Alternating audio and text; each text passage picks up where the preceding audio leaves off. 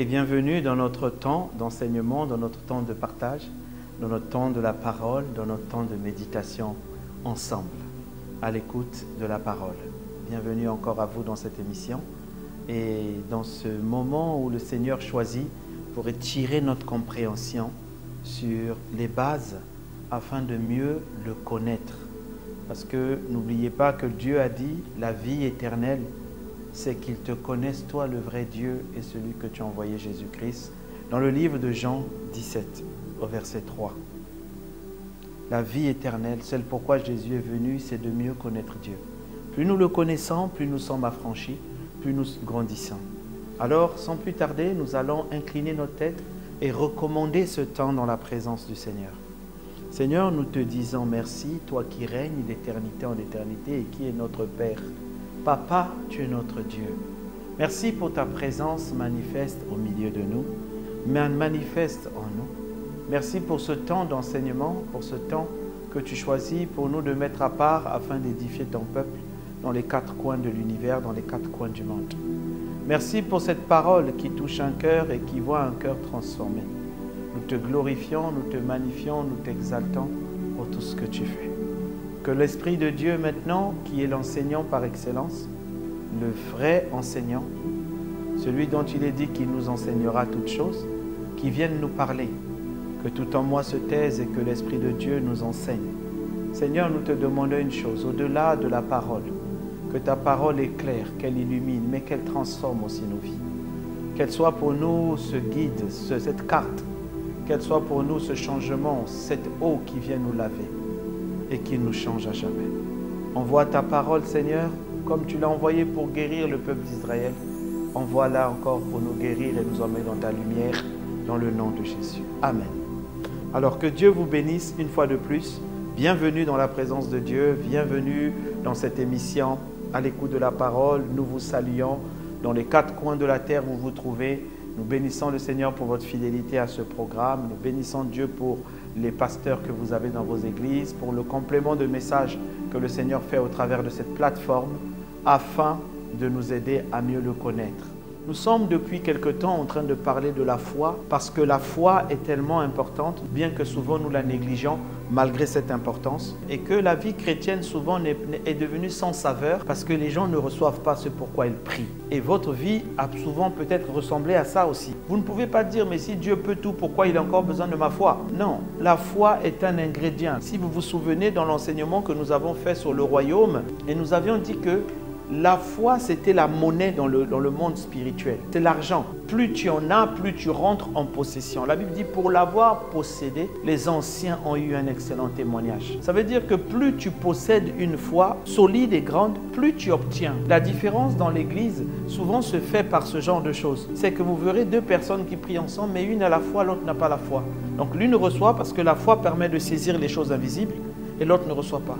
Et voilà pourquoi le Seigneur a commencé à nous parler de l'amour de Dieu comme étant la première conscience de la foi et non pas le mérite. Vous voyez, la foi, c'est la ferme assurance des choses qu'on espère, la démonstration de celles qu'on ne voit pas. C'est une ferme assurance. Mais cette fermeté vient d'où? Pourquoi elle n'est pas aussi ferme chez les hommes? C'est-à-dire qu'elle manque de fermeté parce qu'elle n'est pas bien bâtie. Il y a des choses qui rendent que la foi soit solide. Et souvent, le diable nous emmène au mérite. Et le mérite, c'est dire que je fais quelque chose et j'ai. Je fais quelque chose et j'ai. C'est la loi. Ce sont les œuvres de la loi. Or, la foi ne peut jamais être trouvée dans la loi. Parce que la Bible dit que la foi vient de ce que l'on entend et ce que l'on entend vient de la parole de Christ.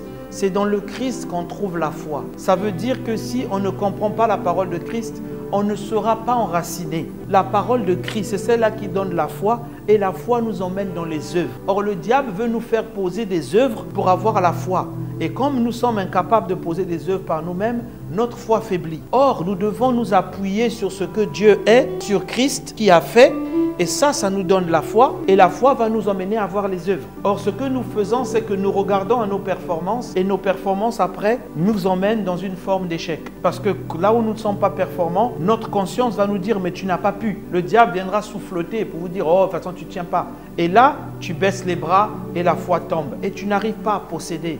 Alors, le Seigneur nous a parlé de L'amour de Dieu. La première chose, car Dieu a tant aimé le monde qu'il a donné son Fils unique afin que quiconque croit ne périsse pas, qu'il ait la vie éternelle. Il a fini par car. Pourquoi car Dieu? Parce que ça ne commence pas par car Dieu. Quand on lit le livre de Jean 3, Jean 3 commence par expliquer qu'il faut que le Fils de l'homme soit élevé afin que quiconque croit en lui ait la vie éternelle. Et il dit car, par conséquent. Pourquoi? Parce que Dieu a tant aimé. Donc on ne peut pas croire si on ne comprend pas d'abord l'amour de Dieu. En Afrique par exemple, lorsqu'on allait faire un examen, les examens étaient compliqués. Et à une certaine époque, on disait aux enfants, vous n'avez pas droit aux calculatrices, vous n'avez pas droit à vos cahiers, vous n'avez pas droit à vos livres. Bref, vous allez qu'avec votre feuille et votre stylo. Et on mettait des exercices. Les enfants qui allaient là-bas ne comptaient que sur eux et sur leur performance. Mais est-ce que ça a donné des résultats? Certainement oui. Mais est-ce que ça a donné des résultats performants? Non. Non, pourquoi? Je vais vous dire la vérité. Il y a un temps pour travailler le cerveau. Et quand vous allez plus dans des études supérieures, vous allez voir qu'on vous dit, venez avec vos cahiers, venez avec vos calculatrices. Pourquoi? Parce que vous avez déjà des acquis. Mais regardez l'assurance que cet enfant a en se disant, bon, ça je n'ai pas bien compris, mais si ça vient, je sais que je peux me retrouver rapidement. Et ce qu'on cherche à savoir au niveau des grandes études, ce n'est pas que votre cerveau tourne, non. C'est de savoir si vous êtes capable de résoudre le problème. Si vous le comprenez et vous êtes capable de le résoudre avec tous les outils que vous avez. Ça fait que la personne qui vient prend ces outils et puis vient faire face au problème.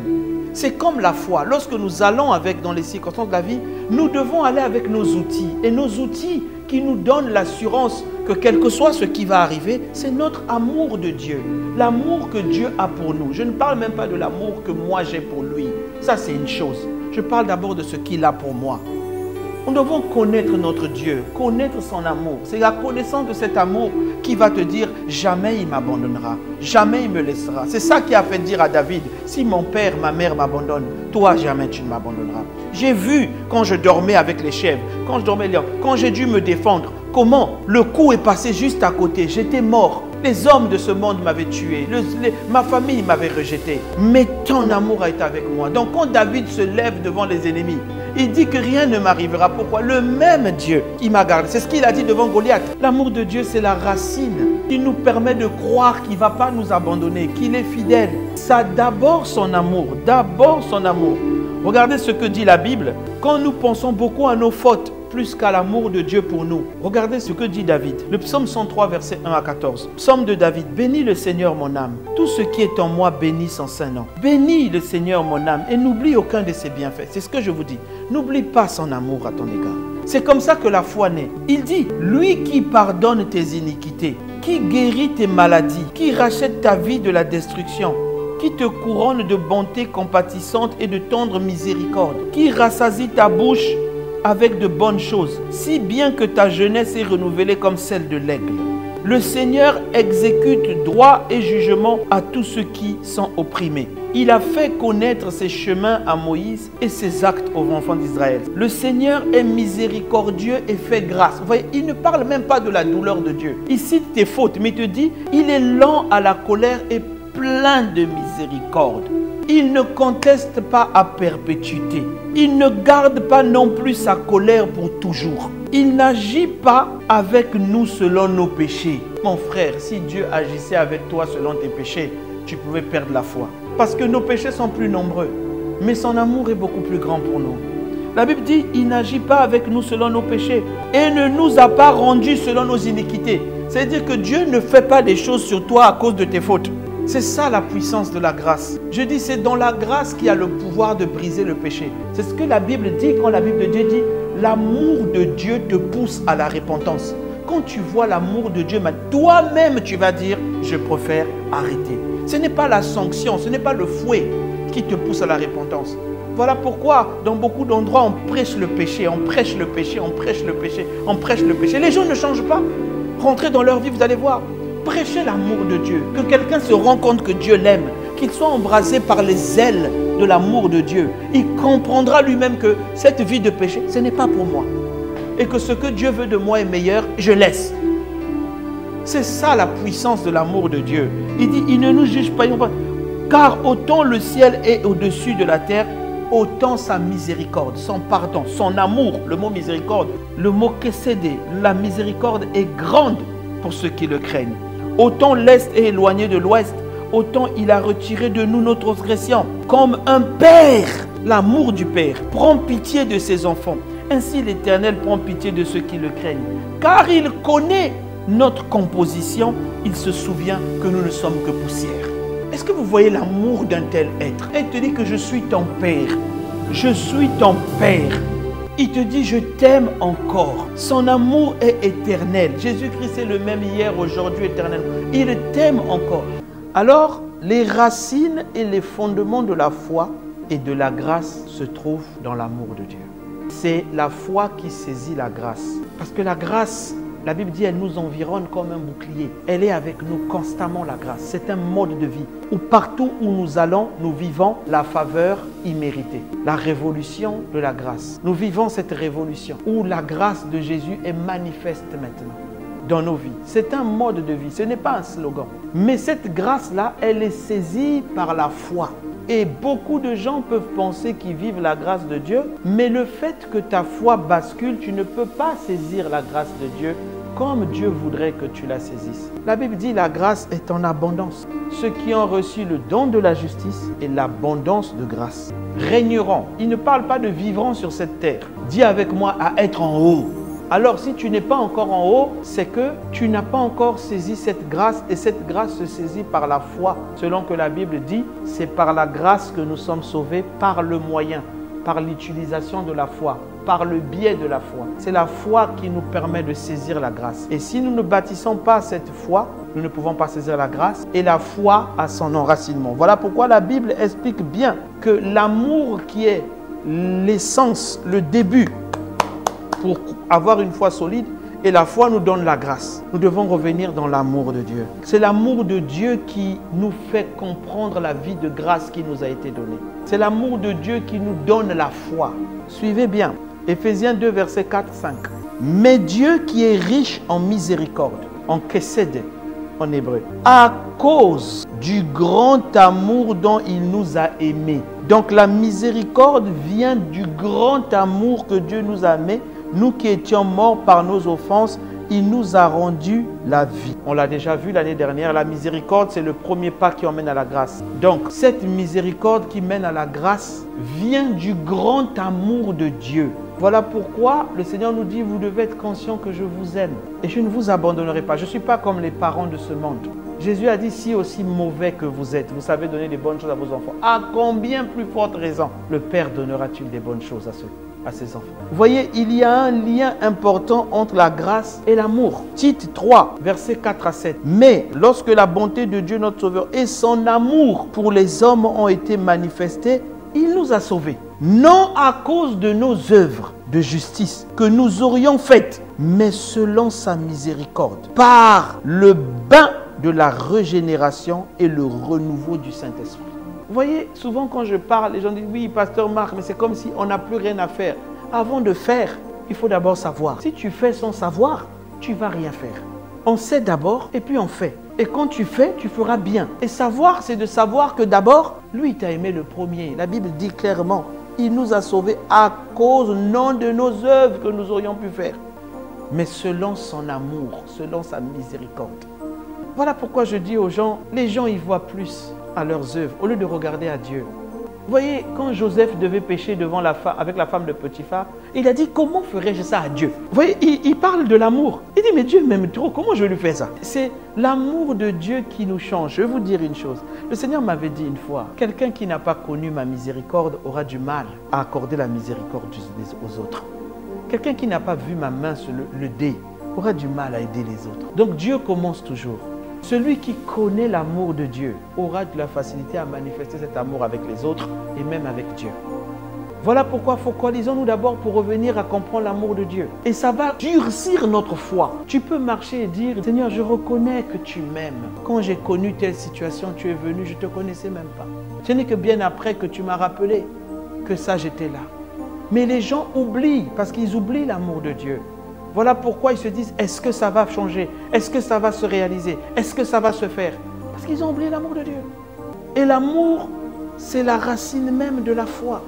Galates 5, verset 6. Car en Jésus, ni la circoncision, là on parle encore des œuvres de la chair, ni la circoncision, ni l'incirconcision n'ont de la valeur, mais seulement la foi qui agit par l'amour. La foi agit par l'amour. Notre foi est agissante par l'amour. Ce n'est pas moi qui le dis. Mais seulement, ce qui a la valeur, c'est la foi qui agit par l'amour. Voilà pourquoi la Bible dit, si j'ai la foi jusqu'à transporter les montagnes, si je n'ai pas l'amour, oh, je suis rien. Si je ne sais pas pardonner, je ne suis rien. Si je ne sais pas croire au meilleur de l'autre, je ne suis rien. Si je suis rempli d'orgueil, je ne suis rien. Si je ne sais pas couvrir les fautes des autres, je ne suis rien. Si je ne sais pas persévérer, parce que l'amour persévère, elle croit, l'amour est patiente, je ne suis rien. Il dit toutes ces choses-là, ça emmène notre foi à être agissante. C'est en croyant l'amour de Dieu pour moi que je vais dire, Dieu ne m'abandonnera pas. Pourquoi? Parce que Dieu ne me laissera jamais. Il est patient avec moi et il va m'aider. Notre foi souvent oublie l'amour de Dieu. Voilà pourquoi elle ne tient pas. Regardez ce que dit la Bible. 1 Corinthiens 13, verset 2. Je vous l'ai dit. Et quand j'aurai le don de prophétie, la science de tous les mystères et toute la connaissance, quand j'aurai même la foi jusqu'à transporter les montagnes, si je n'ai pas l'amour, je ne suis rien. Ça veut dire que sans l'amour, la foi et les dons ne servent à rien. Ils peuvent se manifester, mais ça ne te servira à rien, toi. Ça peut même te détruire. Combien ont été détruits à cause des dons? À cause des dons. Ils n'ont pas compris que les dons là, c'était une grâce. La Bible dit le don est donné pour la multitude, pour la communauté. Le don, ce n'est pas pour toi. On peut se servir du don. Il y a des moments où le don d'enseignement m'a aidé. Dans certains discours, dans certains trucs. Les dons m'ont aidé. Dans comment je pouvais prendre la parole dans une réunion de travail. Je sais que là, Dieu m'a aidé par le don de l'enseignement. Mais ce n'est pas pour moi, c'est pour les autres. Le don se manifeste lorsque j'agis, lorsque je me mets là et que je fais ce que Dieu... C'est pour les autres, pour que les autres comprennent. Mais moi, ce qui compte pour moi, c'est la foi et l'amour de Dieu pour ma vie. C'est ça. Moi-même, comme vous, je dois m'appuyer en regardant à l'amour de Dieu. Sans ça, je ne suis rien. 1 Jean 4, verset 16 dit quoi? Et nous avons connu l'amour que Dieu a pour nous. Et nous y avons cru. Dieu est amour. Et celui qui demeure dans l'amour demeure en Dieu et Dieu demeure en lui. Tu veux que Dieu soit plus important manifesté dans ta vie? C'est l'amour. Tu n'auras même pas besoin de parler. Tu vas voir l'amour. Il dit, il commence, hein, il dit nous avons connu. Il n'a pas dit nous avons aimé Dieu avant. La Bible est claire. Personne ne peut aimer Dieu avant lui. La Bible dit nous avons connu l'amour que Dieu a pour nous. C'est en premier. Voilà pourquoi le Seigneur me dit, dis-leur que je les aime. Dis-leur que je les aime. Ce n'est pas d'abord ce qu'ils font là. D'abord, c'est qu'ils soient conscients que je les aime. Leur façon de prier va changer. Vous rentrerez plus dans l'action de grâce en disant merci Seigneur merci parce que je sais que tu ne m'abandonneras pas. Mais quand quelqu'un va vous écouter prier, il dit, oh, mais il prie, il a la foi, il sait que Dieu n'abandonnera pas. Pourquoi? Parce que je m'appuie sur son amour. L'amour, c'est le socle pour entrer dans la grâce. C'est le socle pour saisir la foi, pour qu'on rentre dans la foi. Lorsqu'on veut faire des grandes choses avec Dieu, il faut être bien préparé. C'est comme dans la construction. Lorsqu'on veut construire un immeuble qui va très haut, il nous faut avoir des bons fondements. La qualité des fondements définissent la hauteur de l'immeuble là où cela va arriver. Les fondations et les fondements sont des choses qui définissent la hauteur de l'édifice. Et la Bible dit, nous sommes des maisons en construction, nous sommes des édifices de Dieu. Le Seigneur m'a expliqué que si je veux bâtir quelque chose de grand, sur des mauvaises fondations qui sont prévues pour 2 étages, je vais bâtir 5 étages, ce qui arrivera, c'est que l'édifice de 5 étages va s'écrouler parce que les fondations ne tiennent pas. Mais quand vous avez des édifices qui sont bâtis pour 50 étages, et qu'on n'en construit que 25, ce n'est pas bien grave. Mais les fondations peuvent aller jusqu'à 50. On va continuer. Mais le problème déjà, c'est que quand la fondation est ratée, on ne peut pas bâtir. Je ne sais pas si vous voyez ce que Dieu est en train de me montrer. C'est que Dieu veut bâtir des grandes choses au-dedans de vous. Et il va bâtir dans la vie de ceux qui sont avec vous, à côté de vous. Mais tout dépendra de l'édifice de chacun. Non pas des promesses de Dieu. la Bible déclare que chaque étoile brille selon son éclat. Mais l'éclat là, nous tous, nous brillons de la brillance de Christ. C'est Christ qui est reflété au travers de nous. Personne n'a... Nous sommes comme la lune. Ça veut dire que nous sommes éteints. La lune brille parce que le soleil reflète. Alors, mais pourquoi, si nous tous nous reflétons, chacun reflète un éclat différent? Mais c'est en fonction de comment chacun absorbe. C'est comme les fondations. Les fondations de chacun vont définir la hauteur des projets que Dieu va emmener pour chaque personne. Vous verrez que certains vont aller très haut. Ce n'est pas qu'ils ont eu plus de faveur que vous. N'oubliez pas, la grâce est disponible pour tout le monde. Mais ce sont les fondations. Qu'est-ce qui saisit la grâce? C'est la foi.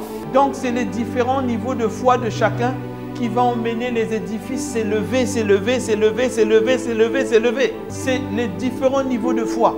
Un bon fondement, une bonne fondation permet de voir la hauteur de l'immeuble. Alors, l'amour de Dieu est l'une des doctrines les plus grandes qui nous permet de saisir la foi, qui est le déclencheur de la grâce, qui est. Et le Seigneur me disait une fois, alors, tu veux bâtir grand? Regarde comment a été bâtie la plus grande tour du monde actuelle. Et je suis tombé dans un reportage, donc je suis allé chercher dans mes temps de méditation, voir comment on avait construit aujourd'hui l'immeuble que l'on dit qui est le plus grand du monde, c'est le Burj Khalifa à Dubaï. Alors, regardez cette image qui va apparaître à l'écran. Le Burj Khalifa a été construit avec 292 pieux. Pieux, ce sont des bétons qui ont un diamètre, une épaisseur de 4 mètres. Il y en a 192 de 50 mètres de profondeur, juste pour venir faire ce qu'on appelle les fondations de l'immeuble en question. Vous imaginez 192 poteaux grands de 50 mètres, de diamètre de 4 mètres, mais de 4 mètres de diamètre chacun, et il y en a 192. Et ils sont profonds de 50 mètres. C'est ce que vous voyez qui apparaît à l'écran. Et les 192 poteaux, on a venu faire reposer une dalle d'une épaisseur de 5 mètres à peu près. Une dalle d'une épaisseur de 5 mètres. Une dalle qui est je ne sais pas sur combien de mètres, mais d'une épaisseur de 5 mètres. Pour s'appuyer sur les 192 poteaux. Parce que c'est ça qui fait la résistance, le socle, les fondations pour que cet immeuble puisse aller jusqu'à 890 mètres à peu près. Vous voyez le temps qui a été pris pour bâtir ces fondations. C'est là qu'était la clé de la résistance de tout cet édifice. C'est là, comme vous montre les images qui apparaissent. C'est cette résistance. Alors pourquoi je vous le dis? Nous allons repartir dans les Écritures. La Bible dit dans le livre de Éphésiens 3, au verset 14 à 19. À cause de cela, je fléchis les genoux devant le Père, duquel tirent son nom toutes les familles dans les cieux et sur la terre, afin qu'il vous donne, selon la richesse de sa gloire, d'être puissamment fortifié dans votre homme intérieur, de telle sorte, en conséquence, que Christ habite dans vos cœurs par la foi. Ça veut dire que d'être fortifié intérieurement vient par la foi. Et il explique à la suite, comment la foi? Afin que, étant enraciné et fondé dans l'amour. Donc, la racine, c'est ce que vous avez vu, les pieux qui descendaient là. La fondation, c'est la dalle.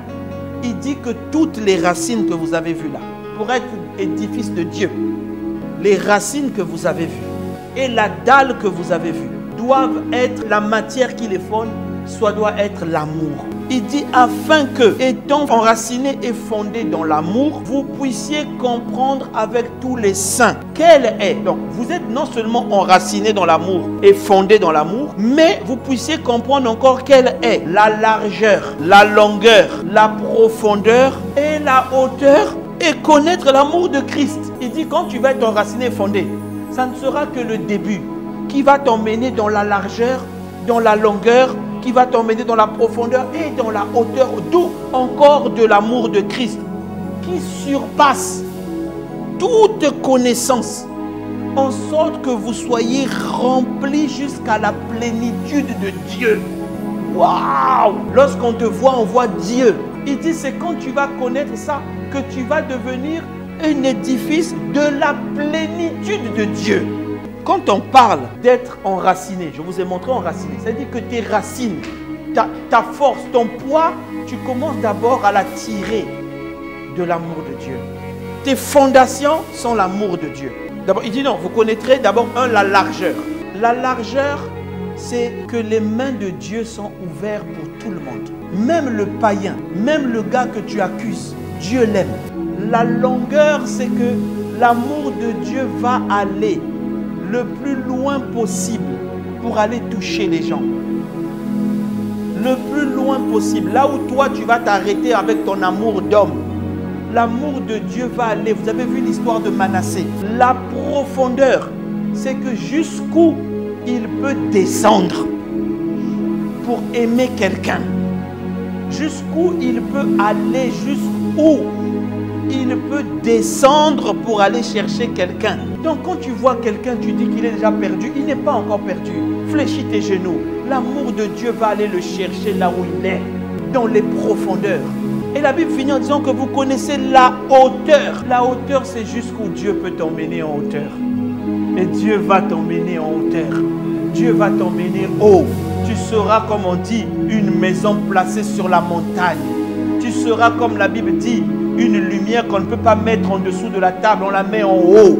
Pourquoi? C'est la hauteur de l'amour. Tu vas dire, Dieu, mais je ne mérite pas ça. Il va te dire, tu as tout compris. Mais Seigneur, comment tu peux faire ça pour moi? Comment? Qu'ai-je fait? Qui suis-je à tes yeux? Et tu dis, c'est la hauteur de mon amour. Et la Bible dit, pour connaître l'amour de Christ qui surpasse toute connaissance, vous serez capable de dire ça, Dieu ne fera pas ça. Pourquoi? Je le connais. La Bible dit, ce n'est pas de l'orgueil. La Bible dit, jeunes gens, petit enfant, celui qui habite en vous est plus grand que celui qui est dans le monde. Jeunes gens, vous avez vaincu le diable. Vieillard, vous avez connu Dieu. Et tu peux dire, je le connais, il ne fera pas ça. Pourquoi? Parce que je connais la longueur, la largeur, la hauteur et la profondeur. La profondeur et la hauteur de son amour. On va voir Dieu manifeste dans vos vies. Quand tu seras enraciné et fondé dans l'amour. Tu veux que Dieu accomplisse des grandes choses dans ta vie? Ne cours pas en disant quel projet je dois faire cette année, quel ceci je dois faire. Seigneur, donne-moi, ouvre les yeux pour que je sache quel business je vais lancer. Seigneur, cette année ça a déjà commencé, je ne vois pas encore d'ouverture. Est-ce que je vais voyager? Est-ce que je ne vais pas voyager? Est-ce que cette école c'est bon? Non! Assieds-toi. Contemple l'amour de Dieu à ton égard. Contemple les plans qu'il a dit pour toi. Dis-lui, irai-je à gauche ou irai-je à droite? Comment me conduis-tu dans cet amour? Comment me conduis-tu? Parce que les plans que tu as préparés pour moi sont des plans d'excellence, des plans de joie, des plans de merveille, pour me donner un avenir et une espérance, parce que tu m'aimes. Je veux t'aimer en retour. Et Dieu a dit, la Bible dit, les choses qu'il a réservées pour ceux qui l'aiment. 1 Corinthiens 2,9. Ce sont les choses que l'œil n'a point vues, que l'oreille n'a point entendues, qui ne sont point montées dans le cœur de l'homme. Dieu les a réservées pour ceux qui l'aiment. Ce sont des choses que Dieu a préparées pour toi. Reste seulement dans l'amour, tu vas voir. Tu vas le vivre. Il a préparé ça pour ceux qui l'aiment. Mais tu aimes Dieu parce qu'il t'aime. Nous l'aimons parce qu'il nous a aimés le premier, la Bible dit. Alors enracine-toi, fonde-toi dans l'amour. Grandis, tu vas devenir surpris de ce que toi-même Dieu peut faire en dedans de toi. Enraciné et fondé dans l'amour. Enraciné, quand tu parles, on doit voir dans ta bouche des paroles d'amour. On doit voir la douceur de Dieu. On doit voir le salut des âmes. Vous savez, l'amour est doux, la Bible dit. Une fois, je posais la question au Seigneur, pourquoi ce n'est pas le lion de la tribu de Juda qui ôte le péché du monde? Pourquoi c'est l'agneau de Dieu? L'agneau est reconnu par la douceur. Et la douceur, c'est l'amour. Il dit, c'est la douceur qui emmène les âmes à venir vers toi, à se repentir et à avancer. Que le Seigneur nous bénisse, nous tous, qu'il nous fasse du bien. Et je vous dis à la prochaine, par sa grâce et dans sa présence.